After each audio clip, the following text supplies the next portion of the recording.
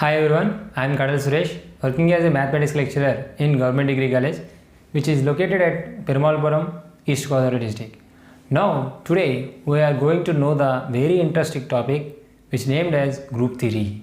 Before going to discuss the topic, we have to know the basic definitions of functions and relations and sets also. Function means what is one function, what is onto function, what is bisection, as well as what is empty set, what is non-empty set, and what is finite, what is infinite sets.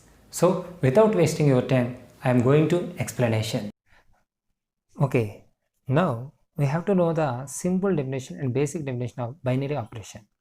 Suppose G is any set, a binary operation on G is a function that assigns each order pair of elements of G an element of G. That means G is any non-empty set. If you take any two elements from G, A and B, the order pair of A and B is also belongs to G, then the relation, order pair means the relation between A and B also belongs to G. The order pair or the relation is called binary operator. Suppose G be a set, one point is A and another point is B. If you take any relation between A and B, that means which is represented by order pair of A comma B, this one also belongs to given set G, then the order pair relation, that means the relation must be either plus or minus or dot, that divided by any relation must be called binary operation. Suppose if you take any set 1 and 2, 3 and so on infinity, the relation is called as suppose plus. If you take the relation is plus 1 plus 2 equal to 3. 3b belongs to set. 2 plus 3 belongs to is equal to 5, which is also belongs to set. That means plus C is binary operator of this set. If you take another set 1, 2, 3, only finite set, and order relation is plus. If you consider 1 plus 2 equal to 3, 3 belongs to 3. Okay, satisfied. If you take 1 and 3, we get 1 plus 3 is equal to 4. 4 does not belongs to our taking set, so which is not binary operator. If the relation also belongs to say, the relation is called binary operator. The relation does not belongs to the set, which is called just a operator. So sometimes in this section we consider as a small circle is a binary operation on G. So binary operation is nothing but a function or relation which is defined on two elements of set. We get the relation also belongs to the same set, then we say that the set has binary operator. The relation is called binary operator. If any non-empty set has two or one or more binary operations, the non-empty set is called algebraic structure. Suppose R is real number system and plus and dot 2 are binary operations, then R comma plus and dot is called algebraic structure, as well as n comma plus and z comma plus q comma plus, they are all called algebraic structures another time. And next we are moving to discuss the main topic, what is group. What is group? Okay, group. Suppose if you take the any non-empty set G together with operation either plus or dot minus divided by any operator is called a group if the following properties are satisfied. And if any non-empty set satisfies the following properties with respect to some operator is called group. What is the properties? The properties are 4. Which one? First one is closure law. First one is closure law. Suppose any set G is here. If you take any two elements in G, here A and B. If you get the relation between A and B, what is the relation between A and B? It is denoted by A small circle B is also belongs to G. That means the relation between any two elements of a set is also belongs to same set. Then the set satisfies, we say that the set satisfies closure law. What about associative law? Associative law, if you take any three elements A, B, C in G, we get A circle B circle C equal to A circle B circle C. This is the order importance. There is nothing matter between difference of order. Does not matter when change the order. Means the reverse order of here is A circle B circle C is same as A circle B circle C. This is called associative property. Usually plus and dot definitely follows the associative property with any non-empty set. Suppose if you take the minus 2 minus 3 minus 5 equal to, we get minus 2 is equal to 4. If you consider 2 minus 3 minus 5, here 2 minus 3 minus 1 and is equal to minus 6. This is 4, this is minus 6, which is different. That's why minus and divided by does not satisfy the associative law with respect to any set. If you take the operators plus and dot, it definitely follows the associative law with any set. And next, existence of identity. Existence of identity. There exists some special element E. Some special element E in G such that A circle G equal to E circle A is same as equal to A. That means there is no loss of identity of any element. With take the relation with some element in G, then some special element is called identity. This property is called identity property or identity law. If some special element belongs to set G or the set contains some special element E, the set satisfies the identity law. The special element is called identity element. With respect to plus, usually identity element which is 0. Why? Because A plus 0 or 0 plus A same as A. Get the value A.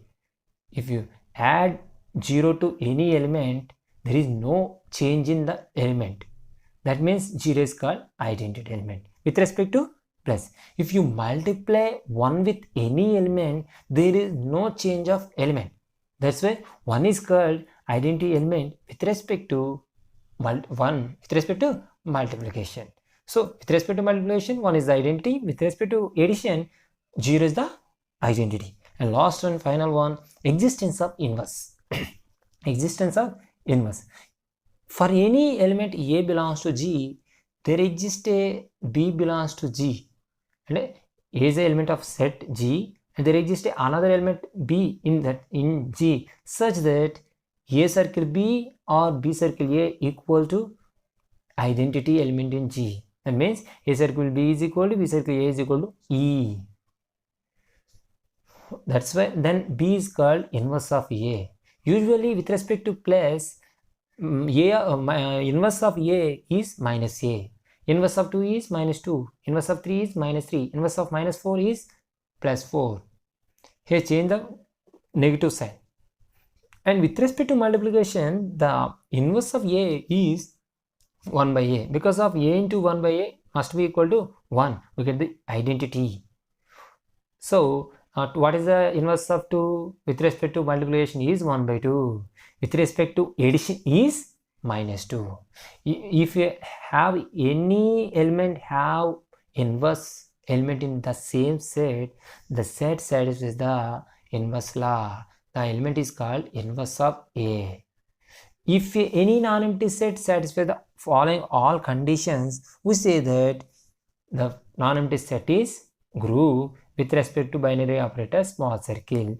It is denoted by open brackets of G comma small circle. And next we are going to discuss the topic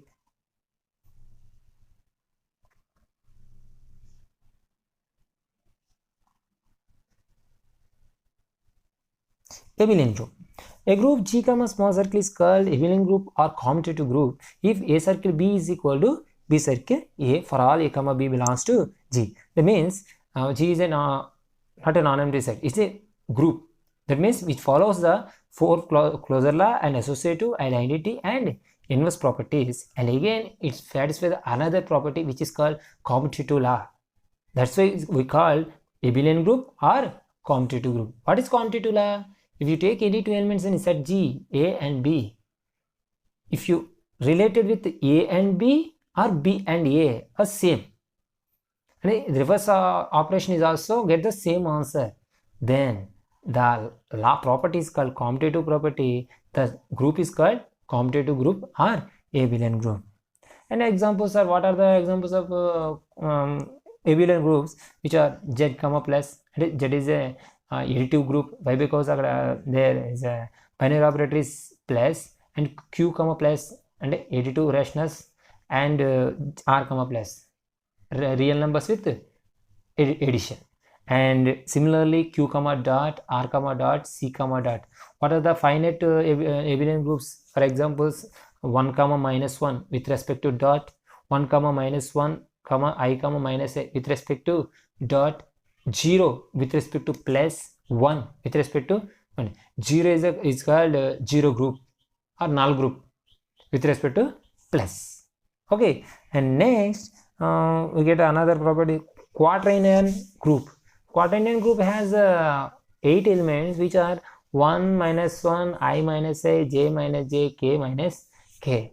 This set has 8 elements. The 8 elements follows the 5 group properties: closure, associative, and identity, and inverse as well as commutator.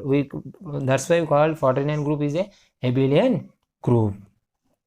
Sorry, this is non-abelian group. Why? Because quaternion group has I, j, k vectors. Vectors has magnitude as well as direction also.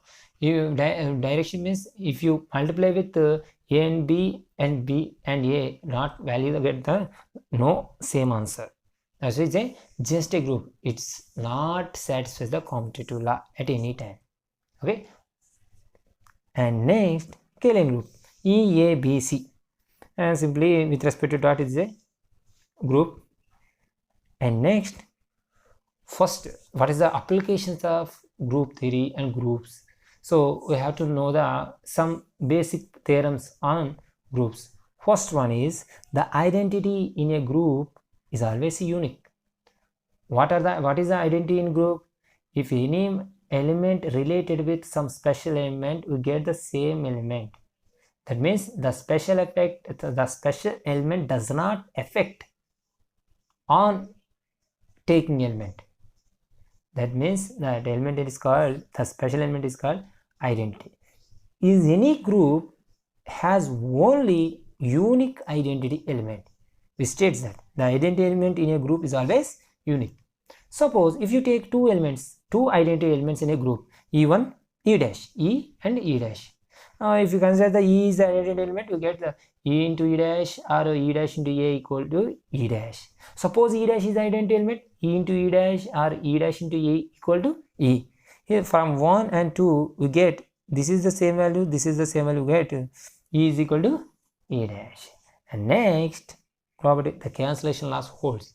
In a group theory we are very careful about cancellations and multiplications. We don't have a right powers to what you can multiply, what you can cancel. If you want to change the expression in the group theory, you have to consider some relation, some property there.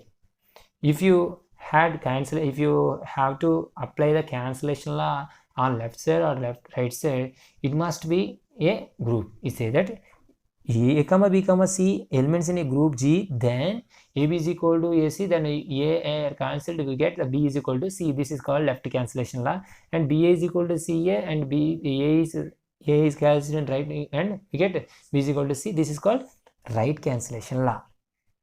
For this theorem, we can apply inverse law and associative law and as well as identity law. Consider AB is equal to AC, and both sets multiply with A inverse. Why? Because the G is a group, it has an inverse law. Every element of G has a multiplicative inverse. Well, that's why we multiply with A inverse on both sides.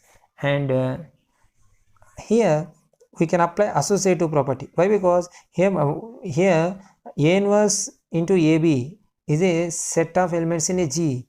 G satisfies the associative law, then becomes A inverse into A into B. Change the brackets means change the order of operation. We can take A inverse into A. Inverse of element into element becomes identity element EB. EB is equal to EC. E into any element that we get that element, which is called identity law. We can apply more identity law, associative law, and inverse law. We get B is equal to C. This is called left cancellation law. So end of this property, this theorem, we can say that any elements of group satisfies cancellation laws, which is right cancellation law as well as left cancellation law. Why? Because in a group all the elements satisfies closure law, associative law, inverse, mainly inverse law, and identity law. Okay, and next the positive integers form a cancellate semi group under addition. Some more examples here. And the cross product of two vectors does not obey the cancellation law. Why? Because A cross B is equal to A cross C need not be equal to B cross C, B equal to C. Here the cross product is a normal product, it is a special vector product. Only we have normal multiplication, normal addition. It need not be true for any special product matrices and matrix multiplications and vector addition, vector multiplications. Okay, and next here, so here see matrix multiplication is also does not necessarily obey the cancellation law. Why? Because A equal to AC, and if suppose A not equal to 0, if we consider two elements, we get 0 to not equal to. Why? Because A is not equal to 0. That means cancellation laws holds in a group, with respect to addition and normal multiplication. Need not be true for vector multiplication and matrix multiplication. And next, uniqueness of inverse. This is another important theorem in group theory. Why? Because early we will discuss about identity element is unique in a group. That means in the group has number of elements, but identity element is unique. As well as any group has number of elements, but every element has a unique inverse in that group. Okay, suppose A is an element, two elements in G. Suppose B is a inverse element of A, we get the B is equal to C. Similarly, some simple proof here. BA is equal to AB equal to E. Why? Because B and C are elements, inverse elements of A, and E is at B. Consider BA is equal to CA. Left A and both sets on right side. If you apply right cancellation law, why? Because given GBA group, if any group cancellation laws holds, and cut the A and A, we get only B and is equal to C. Here we say that early as possible B and C are inverse elements of A, but we get B equal to C. That means if you take any two inverse elements, but both are, we get finally both are equal. That means the inverse element of any element is unique in a group G. So these are the number of theorems and as well as a number of problems of group theory. We can learn, we can discuss more examples, more theorems in next class.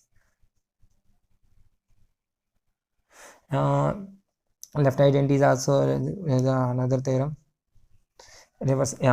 And we can discuss some more small example. If A and B be the elements of a group G, then AB whole inverse is equal to B inverse into A inverse. B inverse into A inverse.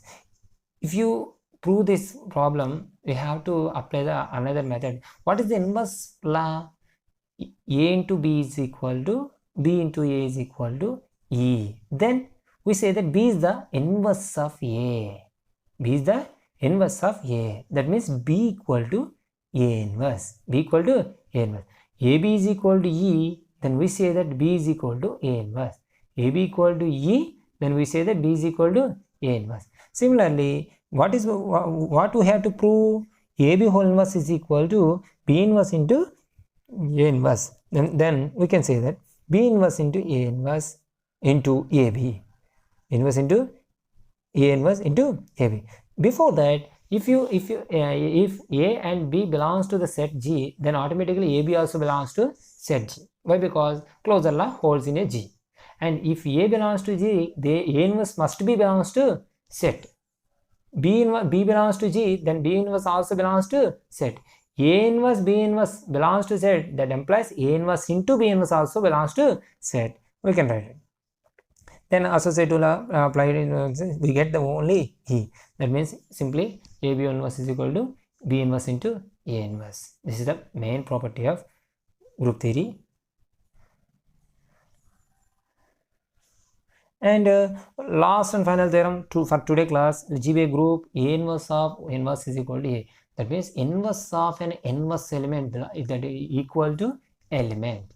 A inverse of whole inverse is equal to A. Simply apply both inverse on both sides, we get the same answer. And this is for today. So we can learn what is a group, what is the definition of group, and what are the properties satisfied by group, and what is commutative group, what are the basic theorems, and what are the examples of group theory.